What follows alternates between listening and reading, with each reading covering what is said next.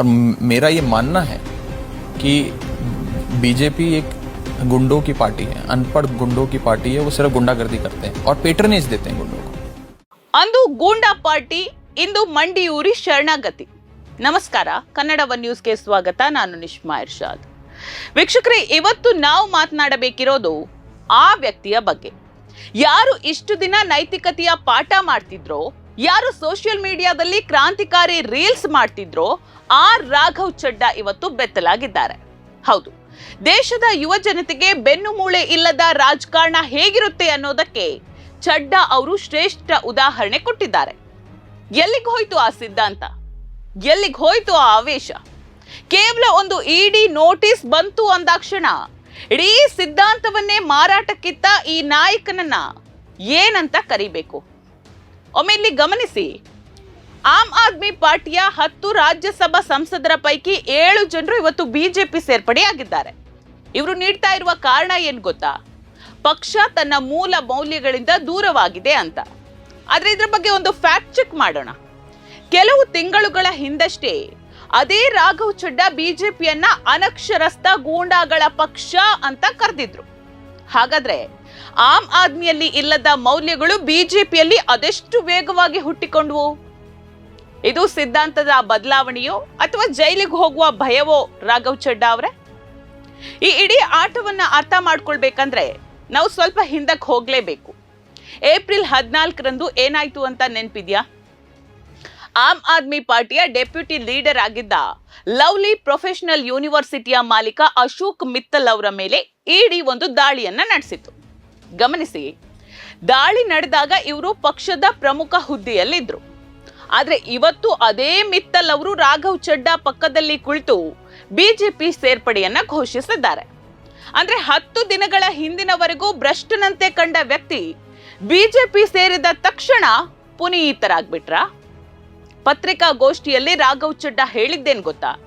ನಾನು ಕೇಜ್ರಿವಾಲ್ ಅವರ ಅಪರಾಧಗಳಲ್ಲಿ ಭಾಗಿಯಾಗೋದಕ್ಕೆ ಇಷ್ಟ ಇಲ್ಲದೆ ದೂರ ಇದ್ದೆ ಅಂತ. ವಾ ರಾಘವ್ ಚಡ್ಡಾ ಅವರೇ, ನೀವು ಕಳೆದ 1 ವರ್ಷದಿಂದ ಪಕ್ಷ ಸಂಕಷ್ಟದಲ್ಲಿದ್ದಾಗ ಲಂಡನ್ನಲ್ಲಿ ಮ್ಯಾಚ್ ನೋಡ್ತಾ ಸೈಲೆಂಟ್ ಆಗಿದ್ರಿ. ಆಗ ನಿಮ್ಮ ಸಿದ್ಧಾಂತ ಎಲ್ಲಿ ಹೋಗಿತ್ತು? ಪಕ್ಷದ ನಾಯಕರು ಜೈಲಿಗೆ ಹೋಗುವಾಗ ಪತ್ನಿ ಪರಿಣಿತಿ ಚೋಪ್ರಾ ಜೊತೆ ಕಪಿಲ್ ಶರ್ಮಾ ಶೋನಲ್ಲಿ ನಗ್ತಾ ಕುಳಿತಿದ್ರಿ. ನೀವು ಈಗ ನೈತಿಕತೆಯ ಬಗ್ಗೆ ಮಾತನಾಡ್ತಾ ಇದ್ದೀರಾ? ನಿಜ ಹೇಳಿ ರಾಘವ್ ಚಡ್ಡಾ ಅವರೇ, ನಿಮ್ಗೆ ನೈತಿಕತೆಯ ಕಾಳಜಿಯೋ ಅಥವಾ ಇಡೀ ಕೈಯಲ್ಲಿರುವ ಆ ರಹಸ್ಯ ಧೈರ್ಯ ಭಯವೋ ಅಂತ? 2020ರಿಂದ 2022ರವರೆಗೆ ನೀವು ದೆಹಲಿ ಜಲಮಂಡಳಿಯ ವೈಸ್ ಚೇರ್ಮನ್ ಆಗಿದ್ರಿ. ಆ ಅವಧಿಯಲ್ಲಿ ನಡೆದ ಭ್ರಷ್ಟಾಚಾರದ ಪಟ್ಟಿಯಲ್ಲಿ ನಿಮ್ಮ ಹೆಸರಿದೆ ಅಂತ ಇಡಿ ಹೇಳಿದ ತಕ್ಷಣ ನೀವು ನಾಪತ್ತೆಯಾಗ್ಬಿಟ್ರಿ. ಆ ಡೈರಿಯ ಒಳಗೆ ನಿಮ್ಮ ಹೆಸರಿಲ್ಲದಿದ್ರೆ ನೀವು ಯಾಕೆ ಬಿಜೆಪಿ ಸೇರಿ ರಕ್ಷಣೆ ಹುಡುಕ್ಬೇಕಿತ್ತು? ಈ ಪ್ರಶ್ನೆಗೆ ಇವತ್ತು ಇಡೀ ದೇಶ ಉತ್ತರ ಬಯಸ್ತಾ ಇದೆ. ಕೆಲವು ತಿಂಗಳ ಹಿಂದೆ ಇದೇ ರಾಘವ್ ಚಡ್ಡಾ ಮೈಕ್ ಮುಂದೆ ನಿಂತು ಬಿಜೆಪಿ ಒಂದು ಅನಕ್ಷರಸ್ಥ ಗೂಂಡಾಗಳ ಪಾರ್ಟಿ, ಅವರು ಗೂಂಡಾಗಳಿಗೆ ಆಶ್ರಯ ನೀಡ್ತಾರೆ ಅಂತ ಗುಡುಗಿದ್ರು.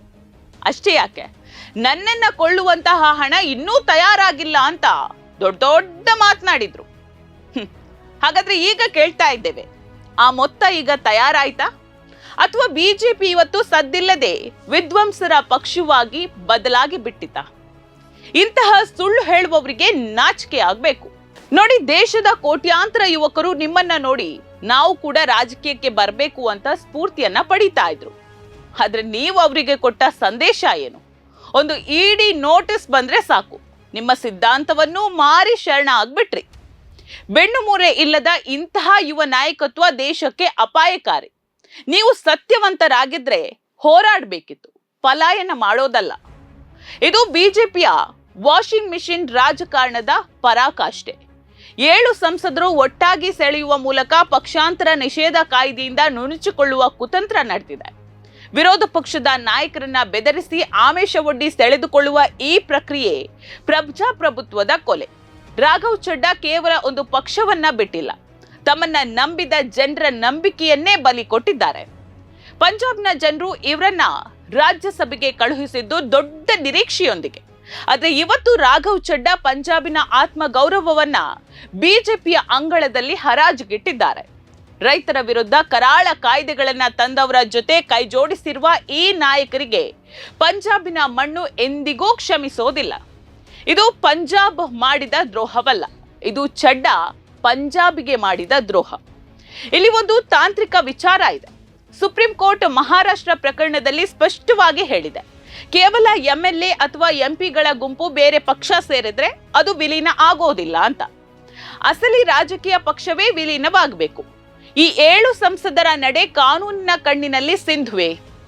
ಅರವಿಂದ್ ಕೇಜ್ರಿವಾಲ್ ಸುಮ್ಮನೆ ಕುಳಿತುಕೊಳ್ಳೋದಿಲ್ಲ, ಮುಂದೆ ಕಾನೂನು ಸಮರ ಕಾದಿದೆ ಅನ್ನೋದಂತೂ ನಿಜ. ಕೊನೆಯದಾಗಿ ರಾಘವ್ ಚಡ್ಡಾ ಅವರೇ, ನೀವು ಗಳಿಸಿದ್ದ ಅಲ್ಪ ಸ್ವಲ್ಪ ಗೌರವವು ಇವತ್ತು ಮಣ್ಣುಪಾಲಾಗ್ಬಿಟ್ಟಿದೆ. ನೀವು ರಾಜಕೀಯವಾಗಿ ಅಸ್ತಿತ್ವ ಉಳಿಸ್ಕೊಳ್ಬಹುದು, ಆದ್ರೆ ಜನರ ಹೃದಯದಲ್ಲಿ ನಿಮ್ಮ ಸ್ಥಾನ ಶೂನ್ಯ. ಇತಿಹಾಸ ನಿಮ್ಮನ್ನ ಒಬ್ಬ ಅವಕಾಶವಾದಿ ಅಂತ ಮಾತ್ರ ನೆನಪಿಟ್ಕೊಳ್ತದೆ. ಜನರೇ, ಇಂತಹ ಮುಖವಾಡವನ್ನ ನೋಡಿ ಎಚ್ಚೆತ್ತುಕೊಳ್ಳಿ. ವಿರೋಧ ಪಕ್ಷವಿಲ್ಲದ ಭಾರತದ ಹಾದಿ ಸರ್ವಾಧಿಕಾರಕ್ಕೆ ಹೋಗುತ್ತದೆ ಅನ್ನೋದು ನೆನಪಿರ್ಲಿ. ನೋಡ್ತಾ ಇರಿ ಸಮ ಸಮಾಜಕ್ಕಾಗಿ ಕನ್ನಡ ಒನ್ ನ್ಯೂಸ್. ನಮಸ್ಕಾರ.